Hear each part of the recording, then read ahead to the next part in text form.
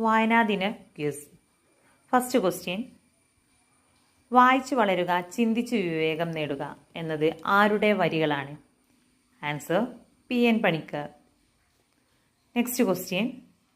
June 19 വായനാ ദിനമായി ആചരിക്കാൻ തുടങ്ങിയ വർഷം എന്ന്?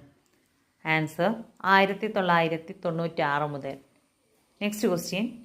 എഴുത്തച്ഛൻ പുരസ്കാരം ആദ്യം ലഭിച്ചത് ആർക്ക്? Answer Sooranad Kunjanpillai. Next question. മലയാളത്തിലെ ഏറ്റവും വലിയ നോവൽ ഏത്? ആൻസർ അവകാശികൾ. Next question.